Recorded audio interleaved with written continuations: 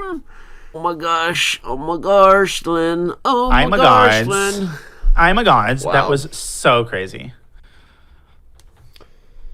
Wow. That was a backbreaker. It was funny, Danya, when B5 was first played in the eval bar, which reveals all went crazy, I'm like, why? And then Queen D4 check, and like, oh my god, you always have to anticipate the transition from the current endgame to the more simplified one, fans. And I know I'm saying things that Wesley so obviously knows, but it is instructive because even grandmasters of this level push pawns carelessly when under time pressure, Danya.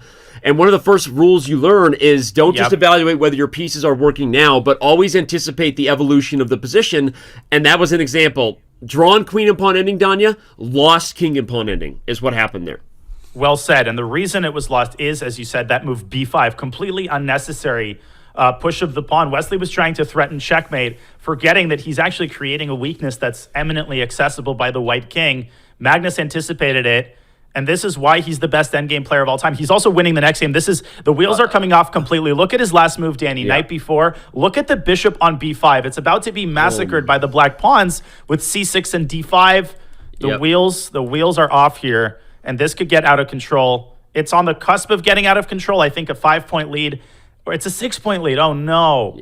Yeah, it's already a 6-point lead, and we didn't even have proper time to grieve the last loss before we look at the current position, and we've got problems, as you said. Knight b4 not only threatens some forks, but we got more forking problems. C6, A6, B5, D5, you name it. That bishop is running out of squares. I think this game might be over before it began. We're 10 moves in, and Wesley has the white pieces. I don't like his choice of the Nimzovich-Larsen. I think he never got the positions he wanted to get, but he seems to be repeating it, trying to get the game out of theory, but he succeeded.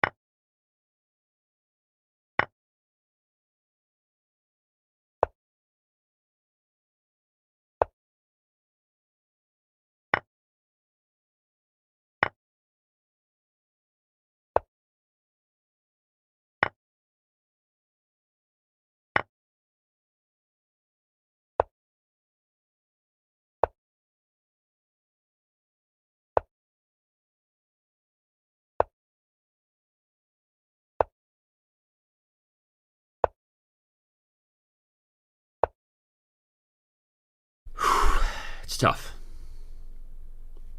I mean, you just got to embrace the suck. I mean, whatever cliche whatever filler phrase you want to tell yourself, if you're Wesley, you got to tell yourself that phrase. And at the end of the day, I mean, right now, I wouldn't even focus on the comeback. I wouldn't focus on the concept of tying the match. I always say that when you're facing a deficit this big, your only chance is to break it up into bite-sized pieces. Right now, keep the deficit to 6 to 7 and try to reduce it to something like 4 going into the bullet, because in the bullet, you've got the biggest chance of any time control to actually develop a streak, because in bullet, you can get tilted. Even Magnus can get tilted in the bullet, and he has in the past. So keep this to within relative striking distance. That's your only goal right now if you're Wesley, and he's not succeeding in that either. He's losing game after game. Can he hold this one? I don't think so. Gets forked on F2. That's a forking way to lose. And Knight e4, rook e4 he wants, and then knight c7, but interesting. That is but little relief. Knight e4, rook e4. You could have taken on d5 intermezzo that Magnus missed there. I think that might have actually been better. Magnus banking on his e-pawn. He might want to go rook d1 or something crazy to throw Wesley in for a loop. Rook d1 and e3, great move in time pressure. Mm-hmm. Not sure it wins, but yeah. Rook d1 and e3. This position is spicy here. Only 3 seconds for Wesley, but Magnus maybe joining him in the time scramble here. He's calculating rook d1, I can guarantee he goes for it. Wow. He's going to do it. Nice. Goes all in for this idea. Bishop f7, and Wesley could guard his rook by dropping his king back to b2, and suddenly the position sharpens up again. King b2, he's got to find it. No time on the clock. Bishop takes c4. That's the problem, though. And but if, okay, 7 seconds. Move! Oh, move. Oh, time! Wesley's frustrated. He actually...